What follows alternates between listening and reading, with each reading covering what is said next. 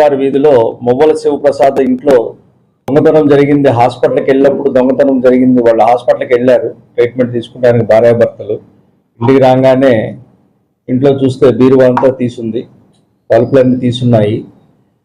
వాళ్ళు వెంటనే వాళ్ళ ఇంట్లో బంగారం పోయిందని, డబ్బులు పోయినాయని గ్రహించి ఇమ్మీడియట్గా పోలీస్ స్టేషన్ రావడం జరిగింది.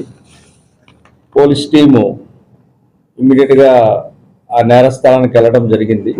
ఈ నేపథ్యంలో ఇద్దరు ముద్దాయిలను పట్టుకోవడం జరిగింది. మొదటి వాడి పేరు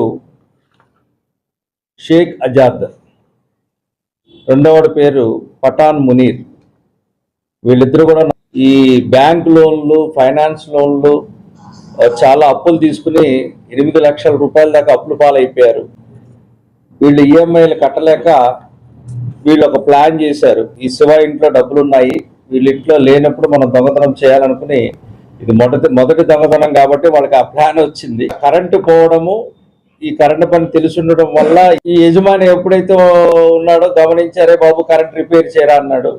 వీడు కరెంట్ రిపేర్ చేస్తున్న సమయంలో మురీన్ అనేవాడు ఆ ఇంట్లో దూరి బీరువాని తీయటం, దాంట్లో సుమారుగా 125 సవరాలు గోల్డ్ తీసుకోవడం, అట్లాగే క్యాష్ 1,50,000 రూపాయలు ఉంటే తీసుకుని బ్యాగ్లో వేసుకుని బయటికి రావడం, వీళ్ళిద్దరూ పారిపోవడం జరిగింది.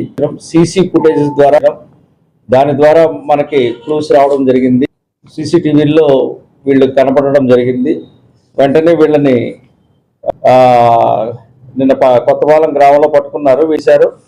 ఇక మీ ముందున్నది ఈ గోల్డ్ అంతా కూడా ఇమ్మీడియట్గా వాళ్ళ దగ్గర నుంచి సీజ్ చేయడం జరిగింది. క్యాష్ కూడా ఇంటాక్ట్గా సీజ్ చేయడం జరిగింది.